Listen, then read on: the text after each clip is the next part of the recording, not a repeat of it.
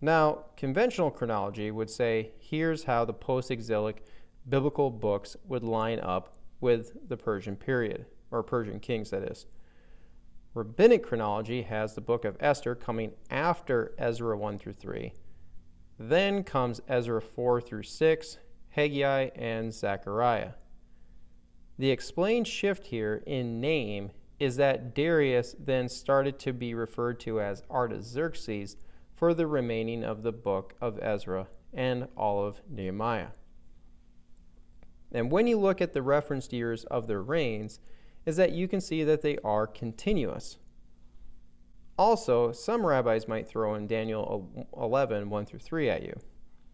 It says, "Also I in the first year of Darius the Mede, even I, stood to confirm and to strengthen him. And now will I show ye the truth. Behold, there shall stand up yet 3 kings in Persia. And the 4th shall be far richer than they all, and by his strength through his riches he shall stir up all against the realm of Greece. And a mighty king shall stand up, that shall rule with great dominion, and do according to his will." So the rabbinic argument will say, look, Daniel 11 predicted that there would be 4 total Persian kings. Then comes a Greek king who will conquer them, which we all know is Alexander the Great. So, if you go with your heathen list, is that you are consequently saying that the Bible is wrong. So we will stick with Hashem and his word. Now, if that has rattled your cage at all, let me add one more potential that could be used to justify the equating of Darius and Artaxerxes. Ezra 4 opens up talking about how rebuilding the temple under Zerubbabel and Joshua the high priest was met with resistance by some adversaries. Verse 5 says that this took place from Cyrus to Darius. The catch here is that verse 6 talks about those adversaries writing to King Ahasuerus about rebuilding that's going on in Judah and Jerusalem. Then in verse 7, it describes later on others writing to Artaxerxes and complaining about the rebuilding as well. The whole letter is contained in verses 8 through 23. But in the final verse it says, "Then ceased the work of the house of God, which is at Jerusalem. So it ceased unto the 2nd year of the reign of Darius, king of Persia." So it appears that either Artaxerxes comes before Darius, or what the rabbis would say is that this shows that Artaxerxes and Darius are the same person, and that Ezra himself bounced back and forth between their names to show this equation. So if we're going to show non-believing Jews or potentially rabbis that their Persian time frame is wrong, is that we have to coherently show why their interpretation in Ezra and that of Daniel 11, 1 through 4 are wrong. Then we can present some evidence that affirms the conventional list again. So, going back to Ezra 4, is that the narrative about the temple rebuilding struggles didn't end there. Chapter 5 opens up again with Zerubbabel and Joshua getting pressed by the prophets Haggai and Zechariah to keep rebuilding the temple. Verse 3 gives us some names of those who opposed them, but they didn't care and continued on unless the matter was going to be taken up by King Darius himself. So, the adversary sent a letter to Darius. They explained that what was going on and requested for Darius to search the king's treasure house if Cyrus really made a decree to allow the Jews to rebuild their temple. Remember, the king of Persia cannot revoke prior law, even his own. Now, chapter 6 explains how Darius found Cyrus's decree and read it out loud. He then said that the adversaries are to go nowhere near the Jews and cause them any more problems. The decree finishes describing all of the additional help and resources that Darius is going to throw in, with verse 13 saying that the adversaries did so speedily. Now, here comes the big verse for us. Verse 14. And the elders of the Jews builded, and they prospered through the prophesying of Haggai the prophet and Zechariah the son of Iddo. And they built it, and they finished it, according to the commandment of the God of Israel, and according to the commandment of Cyrus and Darius and Artaxerxes, king of Persia. Right there, Ezra distinguishes Darius from Artaxerxes by describing the 3 separate decrees. Yet, all of them reinforce the same permission of the rebuilding of the temple. And you will see this same distinguishing in modern Jewish translations. Another way we know that they're distinct from one another is by looking at the list of people who wrote a complaint letter unto the king. Nobody matches up between the 2 lists. These are 2 separate letters going to 2 different kings. If you try to make them be the same king, you have to argue that they had to repeatedly keep making royal decrees to stop their people from harassing the Jews in the same second year. Sorry, that is just simply poor thinking, or really lack thereof. But what about chapter 4's appearance of Ahasuerus and Artaxerxes coming before Darius?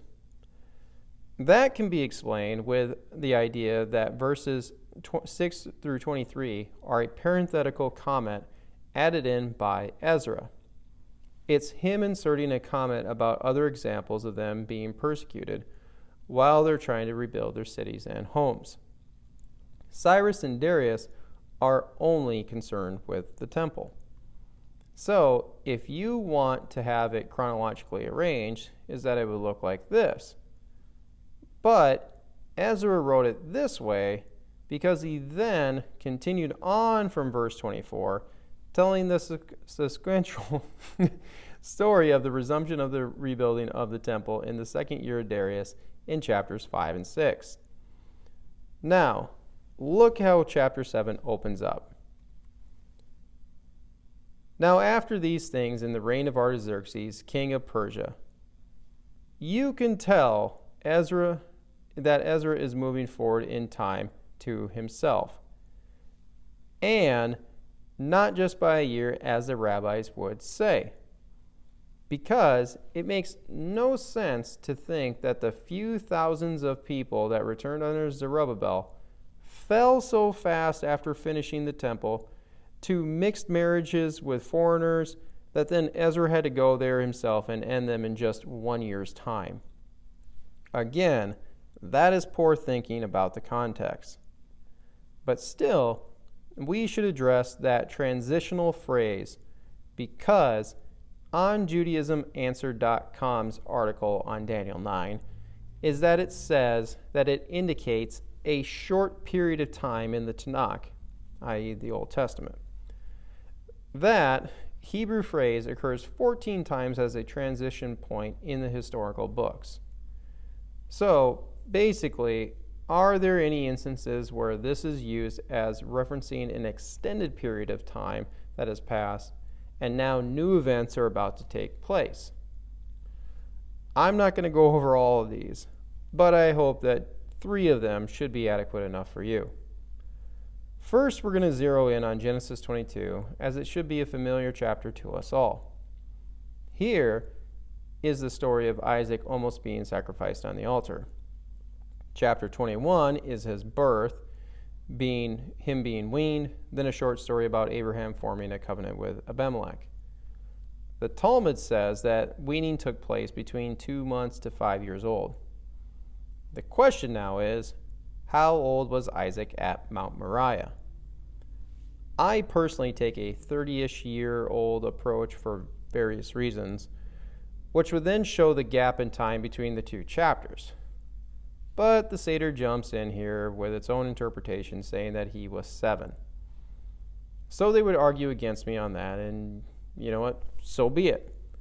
Because the next after these things comes right after the sacrifice story in verse 20. This transitions the reader to chapter 23, opening statement that Sarah died at the age of 127. Because of that is that it means that Isaac is 37 years old at the time of her death, since she was 90 years old when she gave birth to him. Thus, we are launched forward by 30 years with the phrase, after these things, in verse 20. Next, we are going down to the post-exilic example in Esther. 2:1 indicates that it was the 6th year of Ahasuerus, as Esther did a full year of beauty and pregnancy test school before coming into the king's chambers in his 7th year. Esther 1 is placed in his 3rd year, so we have a 3-year difference. Not huge, but not immediately after either. Chapter 3's use can't be pegged with Haman's promotion, but verse 7 says that Haman's plot started to take place in the 12th year, so a 5 to 6 year gap is very likely taking place here. Again, it's demonstrating that after these things doesn't necessarily mean a short period of time. And our last example that we're going to cover is with 2 Chronicles, whose author both the rabbis and conservative Christians would say was Ezra. So if this example shows a good amount of time passing coming from the same author, then Ezra 7:1 can no longer be used as a proof text by the rabbis in their attempt to equate Darius with Artaxerxes. 2 Chronicles 32 is the story of King Sennacherib of Assyria's invasion of Judah, where the angel of the Lord wiped out 185,000 Assyrians in one night to save Jerusalem. The 3 chapters before this cover Hezekiah's reforms. 29:3 states that it was in the 1st year that he started doing this. And chapters 30 and 31 show that those events in those chapters were still in the 1st year of his reign. So, when did Sennacherib invade Judah? Well, 2 Chronicles doesn't state it, but 2 Kings 18:13 does, and it says that it was in the 14th year of his reign. So there you go. The same author of Ezra 7:1 used the phrase, after these things, with a 13-year gap coming between the events of chapters 29 through 31 and 32. With that now dismissed, we can see that with Ezra 6:14 and the whole scope of the book is why the equating of the 2 kings fails.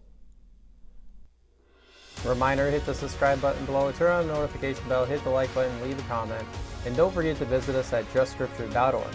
But in the meantime, stay salty.